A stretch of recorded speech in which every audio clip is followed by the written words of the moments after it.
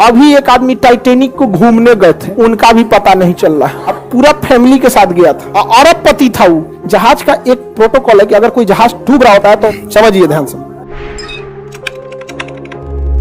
इसी साउथहैम्पटन बंदरगाह से 10 अप्रैल 1912 को 10 अप्रैल 1912 को टाइटेनिक जहाज निकली थी। टाइटेनिक जहाज निकली थी। आई ससुरी 14 अप्रैल को जाके डूब गई। 14 अप्रैल को जाके डूब गए। बताइए, एक नए नए जाके डूब गए यहाँ पे जहाज। इसका नाम रखा गया था अनसिंकेबल, जो कभी डूब नहीं सकता है। पहले यात्रा में डूब गया यहाँ पर। रीजन था उसका, समझिए ध्यान से। ये साउथहैम्पटन से निकला, एकदम फर्स्ट क्लास निकल गया था। जब यहां पहुंचा तो ये है आपका बफिन की खाड़ी, यहां से निकली थी लेब्राडोर की ठंडी जलधारा। ये एरिया को बर्फ बना देती है, तो इस एरिया में बहुत ज्यादा बर्फ रहते हैं, बहुत ज्यादा बर्फ।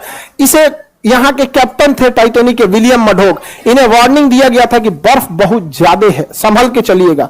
तो जिसने वार्निंग दिया था ना, उनसे इनका स्टूडेंट लाइफ में थोड़ा सा नहीं होता था ईगो पे, अनसिंकेबल, धाए दे लेके चल दिए। मौसम धुंधला था उस समय, रडार नहीं हुआ करते थे। रडार न होने की वजह से विजुअल अप्रोच करना पड़ता था, दूरबीन से देखना पड़ता था कहीं बर्फ तो नहीं है। अचानक से इन लोग को धुंधला धुंधला दिखा, देखा ध्यान से कि बाप रे बाप, बर्फ है, बर्फ। बर्फ की खासियत है जितना दिखता है उससे 9 गुना नीचे होता है। बर्फ का दिखने वाला भाग 1/10 और अंदर रहता है 9/10, यानी 10 भाग में 1 भाग दिखता है और 10 भाग में 9 भाग अंदर है। अब इनको ससुरा 3 मंजिला इतना बर्फ का चट्टान दिखा, तो 27 मंजिला नीचे होगा। और इस ससुरा तूने अभी वार्निंग दे रहा है कि टर्न मारो, टर्न मारो। टर्न मारते मारते मारते कितना इतना बड़ा आते, इतना स्पीड में था कि टर्न मारा।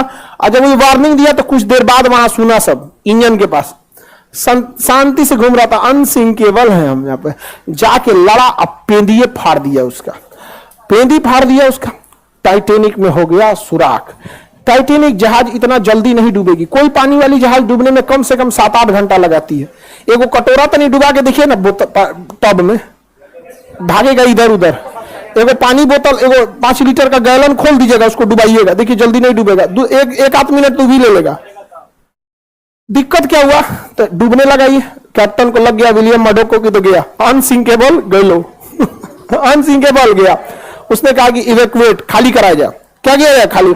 तो जितने बिजनेस क्लास वाले थे, अमीर लोग, जिनका किराया लाख रुपया था, उनको पहले लाइव बोट में भरा गया। जिस लाइव बोट की क्षमता 20 आदमी की थी, उसमें 2 आदमी को भेजा गया, 3 आदमी। अमीरों को दिक्कत न हो। लेकिन हमेशा याद रखिएगा, रेडी फॉर वर्स्ट कंडीशन। जीवन में सफल होना है तो एक कंडीशन हमेशा याद रखिएगा, कुछ भी काम करने जाइए अपने आप से कहिएगा रेडी फॉर वर्स्ट कंडीशन, सबसे बुरे समय के लिए तैयार रहिए। और हम हिंदुस्तान वाले काहे डूबते हैं, एगो दुकान खोलेगा, कहेगा कि अच्छा खर्चा है 30,000, 50,000 तो आइए जाएगा। अरे यार, तुम अच्छे कंडीशन के लिए रेडी हो, रेडी फॉर वर्स्ट कंडीशन। 30,000 का खर्चा, अगर 10,000 भी नहीं आया और ऐसा 6 महीना अटक गया, लॉकडाउन लग गया, व्हाट विल यू डू? समझ में आ गया कि नहीं आ गया? रेडी फॉर वर्स्ट कंडीशन, हमेशा रेडी रहेगा। इसको लगा कि हम तो आराम से निकालिए देंगे, तब तक टाइटेनिक बीच में से टूट गया। अब तो डूबने की रफ्तार बढ़ गई, अब हो गया अफरा तफरी, अब बोट हो गई कम। शुरुआत में जिसकी बोट की कैपेसिटी थी 20 आदमी की, उसमें भेजा 5 आदमी, 2 आदमी। बाद में वो 20 आदमी वाले पे उतार दिया 50 आदमी, वो डूब गया। अब इतना तेजी से टाइटेनिक डूबने लगा कि लोग लाइफ जैकेट पहन के कूद गए, उसमें भी कोई दिक्कत नहीं होता। बर्फ था, -2 डिग्री टेम्परेचर था, टेम्परेचर ठंडी से मर गया सब। ऐसे पानी में कूद जाते लाइफ जैकेट पहन के तो कोई दिक्कत नहीं था। बड़ी मछलियां ऊपर नहीं आती हैं, बड़ी मछली नीचे अपना ताम झाम करते रहते हैं। वो बड़ी मछली ऊपर काहे आने वाली है, ऊपर ज्यादा कूदती है, डॉल्फिन, वेल मछली। तो वेल मछली हम लोग को खाइए नहीं पाएगी, उसका मुंह इतना बड़ा नहीं होता, घोटने वाला मुंह छोटा होता है, ऐसे मुंह बड़ा होता है। जैसे इतना लोग हैं लोग ना, इस लाइन का एक बार में खा जाएगी वो, लेकिन घोट नहीं पाएगी, इतना बड़का मुंह खोलती है घोट। अब हम ही लोग हैं, इतना मुंह में भर लेते हैं, क्या हड़ाक दे घोट पड़ते हैं। भरने का तो भर लिया, नहीं देखते कभी कभी पानी पूरी वाला 3 को घुसा देता है मुंह में से। आदमी घूम जाता है, गुस्सा आराम से गिरा ना दूंगा, नहीं समझ रहा है।